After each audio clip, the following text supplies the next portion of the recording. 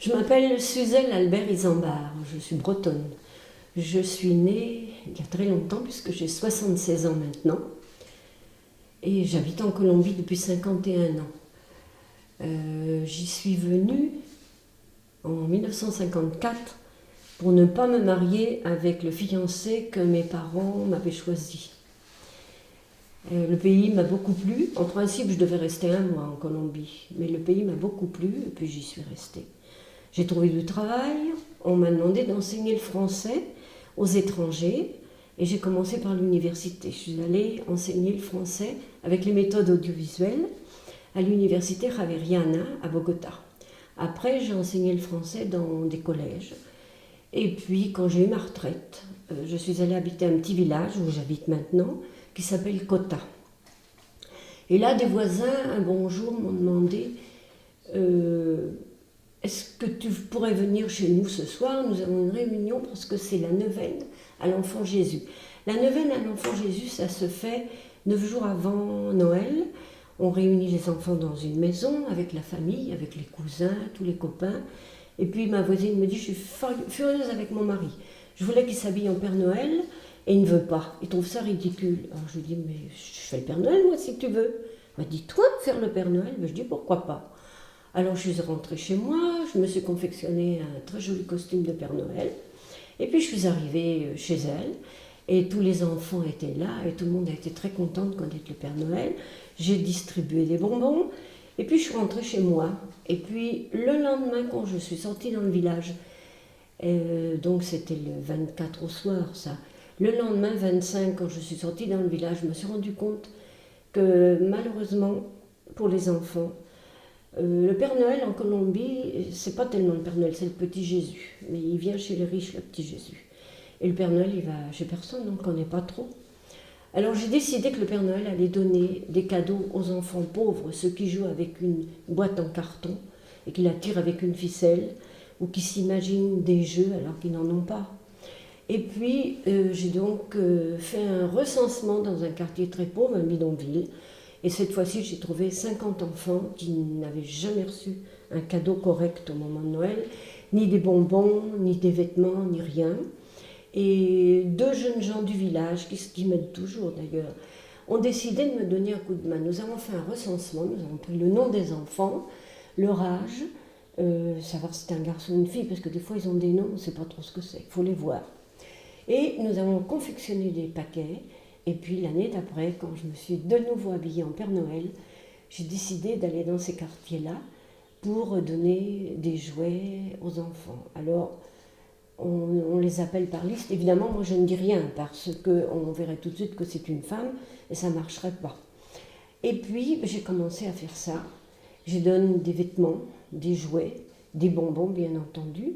Et ça fait quelque chose comme 15 ans que je fais le Père Noël. Je ne sais plus trop en quelle année, au moment de Noël, 2 familles françaises bretonnes sont venues en Colombie et ont vu tous les préparatifs de Noël et ils m'ont dit mais on pourrait vous aider peut-être à donner davantage aux enfants.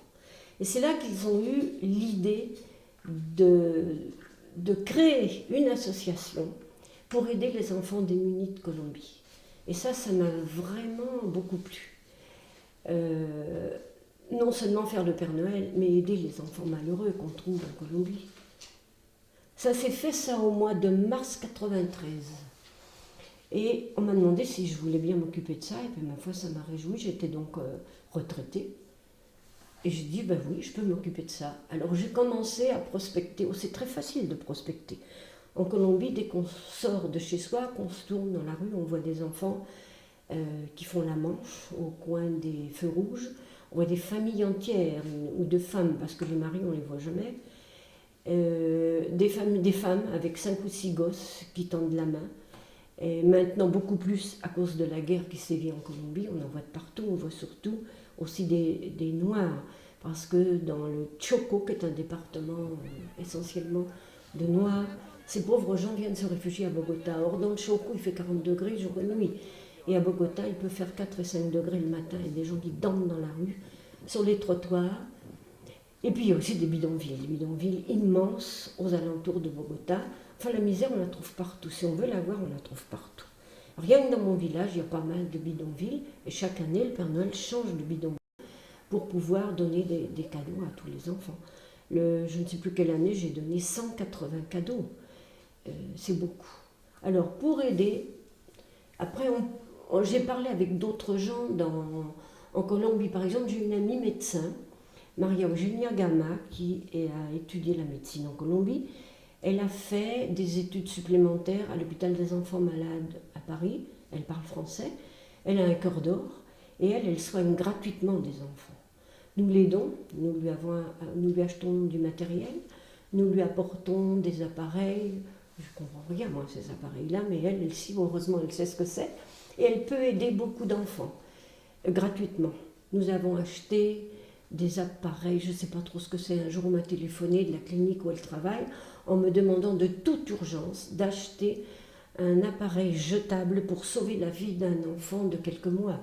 Alors j'y suis allée, j'ai vu un médecin qui a commencé une explication technique. Je lui ai dit, c'est pas la peine, ne me dites pas ce que vous allez acheter, ça coûte combien? Alors il m'a dit, ça coûte, je crois à cette époque-là, c'était peut-être 500 $. Je lui ai dit, oui, je vous les donne tout de suite. Il est resté bouche ouverte, je lui ai donné l'argent. Je lui ai dit, achetez-le cet appareil, moi je ne peux pas l'acheter et tout. Et puis ça s'est reproduit 15 jours après pour un autre enfant. Donc nous avons acheté 2 fois des appareils jetables, malheureusement, pour faire l'opération du cœur. La clinique Chaillot est une fondation d'il y a pas mal d'années qui ne traite que les maladies du cœur.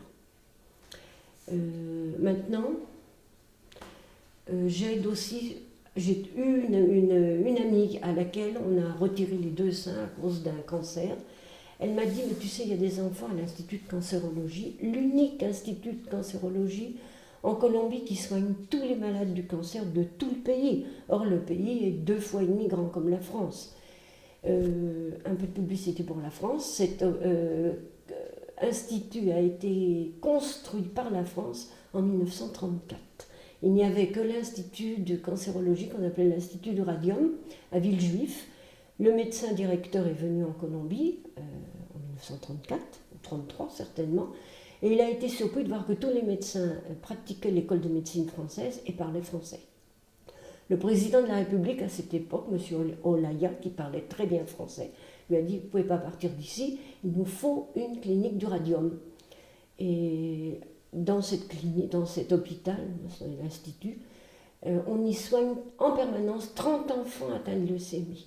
Et il y a 200 consultations par mois d'enfants atteints de leucémie. Il y a des enfants qui viennent du fin fond de la brousse, on peut dire en Colombie. Ils ont fait 16 et 18 heures de bus, des chaleurs épouvantables, des chemins pleins de trous, et de passer les barrages de la guérilla. Ils mettent quelquefois 4 et 5 jours pour arriver à Bogota avec un enfant malade. Et quand ils arrivent à l'institut, on les reçoit, et quelquefois on leur dit, il faut que le petit ait un traitement d'1 année. Alors, en face de l'institut, il y a aussi une espèce d'hôtel. Ce sont des Français qui ont installé ça, et nous recevons, je dis nous parce que nous donnons de l'argent, nous achetons des vêtements, nous achetons des draps, des chaussures. À ces pauvres gens, la maman reste là pour s'occuper de son enfant. Elle va tous les jours à la clinique, à l'institut, elle traverse la rue, et le soir, elle rentre là. Si le petit peut rentrer là et il reste là à dormir, il faut les alimenter, il faut les habiller. Ils n'ont rien, ils n'ont qu'un t-shirt, parce que la plupart du temps, ce sont des gens qui ne savent ni lire ni écrire et qui ne savent pas où ils vont. Ils pensent qu'avec un cachet ou une piqûre, on va guérir le petit parce qu'on est à Bogota. Alors j'y vais à peu près tous les 3 mois. Nous avons donné des télévisions, nous avons donné des fauteuils roulants. Nous, c'est l'association. Nous donnons des couvertures, nous donnons des doudous, beaucoup de doudous pour les enfants. Quoi encore, je ne sais plus. Mais, des friandises. Et puis bon, quand j'y vais, c'est très dur. La première fois, quand j'y suis allée, ça a été très très dur pour moi. J'ai du mal à résister encore. D'autant plus que les enfants me connaissent bien. Ils me sautent au cou, abuelita, abuelita, Suzanne. Abuelita veut dire mamie en espagnol. C'est joli, abuelita. El Señor aquí habla alemán.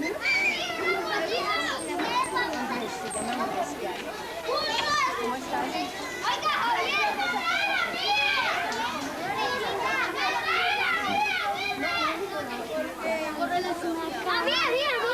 Aquí. A mí trae.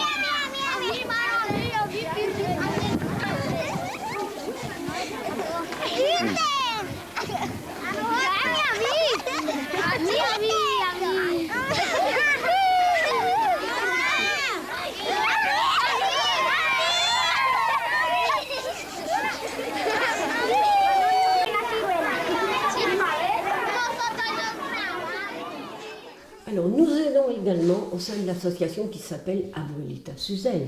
Donc Abuelita, ça veut dire grand-mère en espagnol. Mamie, exactement. Nous aidons également des enfants sourds-muets, 6. 3 sont dans un institut qui s'appelle l'ICAL, Institut colombien d'audition et langage. Ça fait 5 ans que nous aidons des enfants qui étaient moyennement sourds mais ne se rendaient pas compte, et des enfants très pauvres également, parce que ça c'est très cher. Et maintenant, ça fait 5 ans qu'ils sont là, et c'était pas temps de les voir parler. On leur apprend à parler comme nous, et aussi on leur apprend le langage des gestes. Et ils sont très contents d'aller à l'école en plus, parce qu'ils s'amusent beaucoup. Quand ce sont les vacances, ils pleurent. On veut aller à l'école, on veut aller à l'école. Alors nous en avons 3 à l'ICAL, et nous en avons 3 autres. J'ai dit 8, mais c'est 6. Nous en avons 3 autres chez les Sœurs de la Sagesse. Pourquoi 3 ici et 3 là? C'est que Bogota est une ville qui fait 90 km de long, et c'est très long, très difficile de prendre les enfants et de les envoyer à faire 3 heures d'autobus pour arriver à l'école. Donc on les envoie au plus près de leur domicile. Il y a aussi à une autre époque, nous avons acheté un bronchoscope pour Maria Eugenia. Un bronchoscope, c'est un appareil qui sert à aller pêcher dans les poumons les corps étrangers. Et Maria Eugenia a été pendant très longtemps, et je crois qu'encore maintenant, la seule à posséder cet appareil en Colombie. Pourquoi? C'est un appareil très fragile et il faut vraiment en prendre soin. Quand nous le lui avons acheté, elle m'avait demandé, c'est pour la clinique ou c'est pour moi? Je lui ai dit, non, c'est pour toi, parce que toi tu vas en prendre soin. Et ça fait 6 ans, je crois, qu'elle a cet appareil, il est intact. Alors, en Colombie, toutes les écoles, tout ce qui est études est payante, mais les écoles du gouvernement sont payantes. En plus de ça, il faut avoir un uniforme. Et puis, vous achetez les cahiers, les crayons, vous achetez tout. Alors, l'enfant qui va à l'école, c'est parce que ses parents ont pu payer l'école. Il faut reconnaître que les écoles du gouvernement, qui sont plus ou moins bonnes, on ne paye qu'une fois par an, on ne paye qu'au mois de février quand on commence l'année scolaire. Il y a des parents qui ont 5 et 6 gosses et qui n'ont pas de travail, des paysans, qui ne peuvent pas envoyer leurs enfants à l'école. Cette année, dans mon village, nous en avons scolarisé 18. Nous avons payé l'école, nous avons payé les uniformes, les chaussures, les cahiers, les crayons. Et les enfants sont très contents d'aller à l'école, sinon ils ne pourraient pas y aller. Maintenant, il y a des enfants aussi qui vont dans les mêmes écoles. Soit les parents payent l'école ou ne la payent pas, mais qui n'ont rien à manger dans toute la journée. Absolument rien, parce qu'il n'y a pas à manger. Même une agua et panela, comme on appelle, qui est une eau faite avec du sucre, l'extrait de la canne à sucre. Ça donne des calories, mais enfin, toute la journée avec une tasse d'agua et panela, on ne tient pas la journée. Alors les enfants tombent, s'écroulent en classe. Alors finalement, nous avons décidé de donner un goûter copieux vers 10h du matin, et nous donnons un goûter dans la même école à 38 enfants qui, grâce à ça, mangent au moins une fois par jour.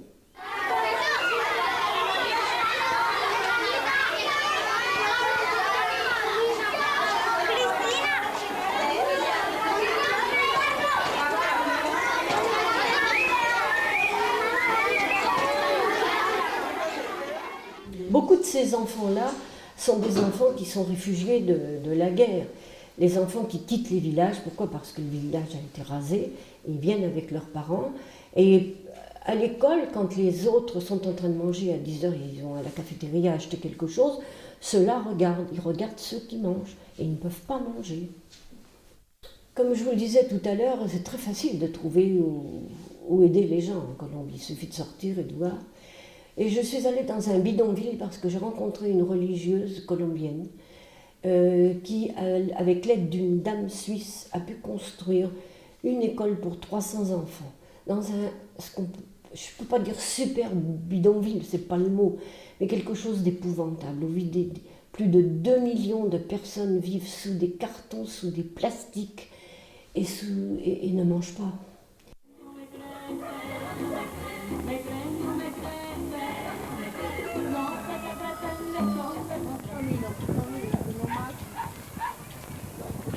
Es que mira, Teresa, es que esto para arriba no tienes que... Es muy poquito lo que está bonito. Caja de cartón bonito. Mira,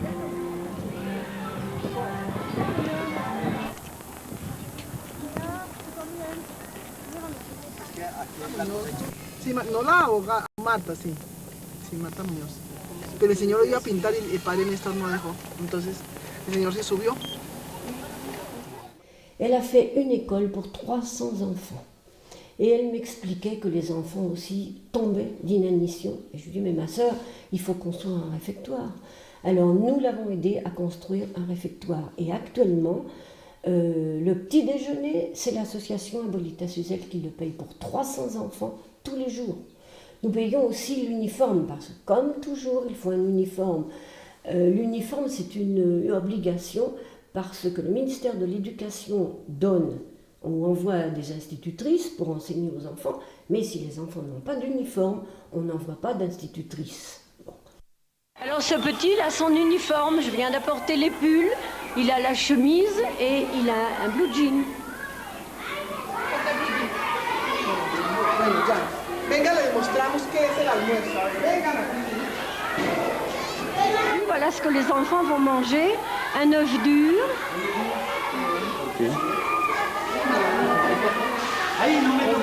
des haricots rouges, la banane plantain frite, ça c'est délicieux.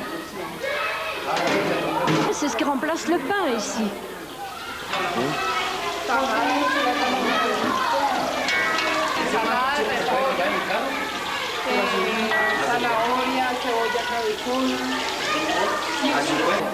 Et ça c'est le jus d'ananas. Il y a aussi une bonne salade de carottes, oignons et choux.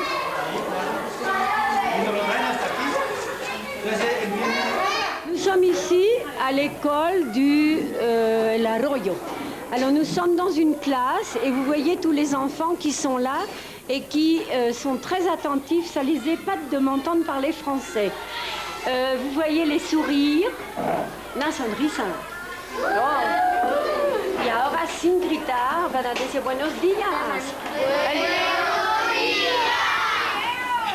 Voilà, ils vous ont dit bonjour à tous.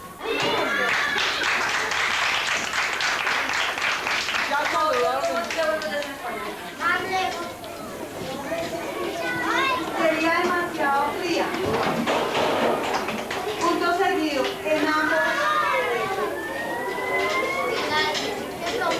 En ambos casos, la vía terrestre. Debajo de la mesa. Sí,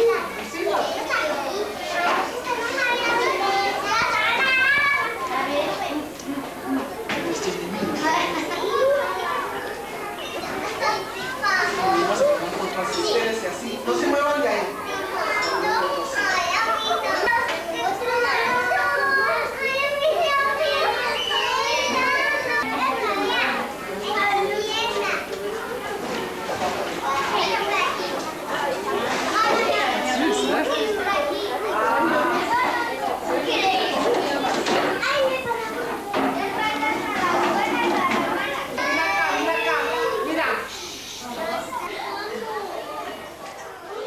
Les enfants payent 2 € par mois pour aller à l'école et 2 € par mois pour pouvoir manger.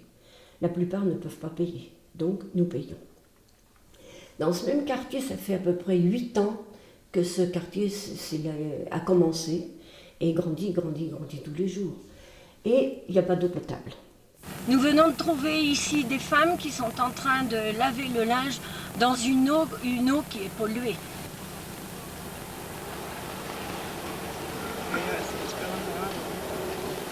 L'eau arrive par ici, on ne sait pas trop d'où, mais en fait de toute façon chacun a un tuyau en caoutchouc pour pouvoir puiser de l'eau jusqu'à sa maison. En principe, on leur donne 2 heures d'eau par semaine. Et là, depuis au moins 1 mois, il n'y a pas une goutte d'eau. Le gouvernement ne s'intéresse pas à donner de l'eau potable à ces gens-là. Ce sont des réfugiés, on pense toujours qu'ils vont partir, ils vont retourner chez eux. C'est impossible. Il n'y a plus de ville, les villages sont complètement détruits et tout. Alors j'ai dit à la sœur, il faut absolument retrouver de l'eau potable. Alors là, je vais être brève, j'ai réussi à téléphoner à une émission de radio qui passe tous les jours de 5 h du matin à midi sur un poste de radio que je n'écoute jamais, mais quelqu'un m'a dit, mais appelle, il y a un journaliste qui s'appelle Julio et il peut t'aider. Je l'ai appelé, je lui ai expliqué mon histoire et je lui ai dit, vous devez m'aider. Et il m'a dit, mais comment? Je lui ai dit, j'ai besoin d'eau potable pour 20 000 personnes. Il m'a dit, mais c'est très... Je lui ai dit, non, vous pouvez m'aider, vous aidez tout le monde, il n'y a pas de raison. Il m'a demandé de raconter qui j'étais, pourquoi je faisais ça et tout. Et alors, bien entendu, il m'a téléphoné un quart d'heure après. Tout le pays a entendu ce que je disais parce que c'est un programme que tout le monde entend. Et il m'a dit, je vais voir ce que je vais faire. Un quart d'heure après, la ministre des Eaux et Forêts, là-bas c'est la ministre des Eaux et des Égouts, m'a téléphoné de sa part. Nous étions 3 au téléphone. Lui, qui aimait son programme depuis l'Espagne, et la ministre dans son bureau, et puis moi chez moi. Et il m'a demandé, mais pourquoi est-ce que vous faites ça? Mais je lui ai dit, je fais ça parce que moi, quand je bois un verre d'eau maintenant, que j'ai vu ces gens-là, j'en suis malade de penser que je bois un verre d'eau, que je prends une douche tous les jours. Et eux, ils n'ont pas d'eau pour faire la soupe. En Colombie, on a trouvé un reportage, et je sais où ça se trouve, où des gens, pour pouvoir se nourrir, font de la soupe avec du papier journal. Vous chauffez de l'eau dans une casserole, vous émincez un papier journal, là-dedans vous remuez jusqu'à ce que ce soit chaud, et puis vous mettez un bouillon cube là-dedans si vous l'avez, et puis vous mangez ça. Et voilà, c'est pas tout le pays qui fait ça, mais quand même pas mal de gens. Alors j'ai réussi. Je suis allée le lendemain parler avec la ministre, très gentiment, elle m'a reçue, elle a été épatée de voir ce que je faisais. Elle ne pouvait pas croire. Je lui ai dit, mais il faut m'aider, vous devez m'aider, madame, ce sont vos compatriotes, aidez-moi, aidez-moi. J'ai bien insisté, et maintenant je suis très fière de moi, parce que ces gens-là, c'est 20 000 personnes qui ont de l'eau potable tous les jours, parce que le ministère des Eaux m'envoie toutes les semaines 5 camions-citernes de 10 ou 14 mètres cubes d'eau chacun, et on m'en offre 4, et je n'en paye qu'un, mais je dois payer l'eau. Et après, j'ai fait ça dans un autre quartier aussi, beaucoup plus près de chez moi, où les gens n'avaient que de l'eau croupie pour cuisiner et tout. Et c'est pareil, et là c'est très drôle, je le raconte parce que c'est à l'époque des élections, et quand je suis venue avec des gros containers de 5000 litres d'eau chacun, le camion est arrivé, les gens ne pouvaient pas croire, ils m'ont dit, il va falloir voter pour vous, madame, vous êtes sur quelle liste? Ben, je ne fais pas de politique, moi, je fais ça parce que j'ai envie d'aider les gens, c'est tout. Dans tout ce que je fais, encore, le dimanche, je vais à la messe dans une petite église qui n'est pas très près du village, mais j'y vais tous les dimanches. Et j'ai demandé aux paroissiens qui étaient là, un jour où le prêtre a parlé de charité chrétienne, on peut intervenir, il suffit de lever la main et de dire au prêtre qu'on a quelque chose à dire. Et je suis allée leur demander de m'apporter des vivres pour donner à manger, et depuis 2 ans, j'ai un grand panier le dimanche et les gens qui viennent à la messe donnent ou ne donnent pas, mais la plupart donnent parce que de temps en temps je leur rappelle qu'il faut le faire. On m'apporte des vivres et je complète les vivres parce que j'ai, par exemple, si j'ai 3 bouteilles d'huile et il m'en faut 20 parce que je donne un gros paquet de victuailles tous les mois à 20 familles de femmes seules avec 4 et 5 enfants, avec des vieillards aussi qui crèvent de faim.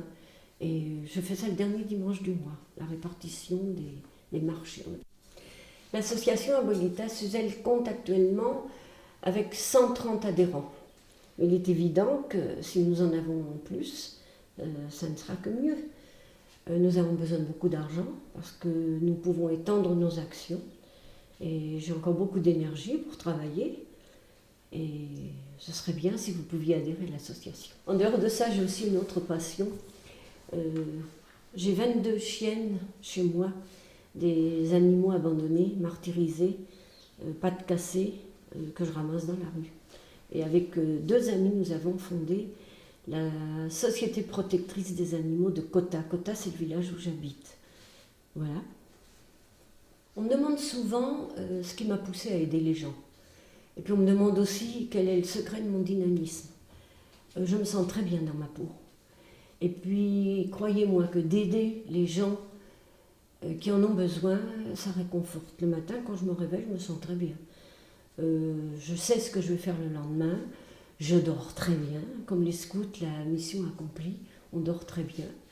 Et si vous voulez vous sentir mieux, ne pas avoir de déprime, eh bien, regardez autour de vous, il y a certainement quelqu'un qui tend la main et qui a besoin qu'on lui prenne la main. et qu'on l'aide. Et un sourire, une parole, ça fait du bien à celui qui la reçoit et puis celui qui la donne.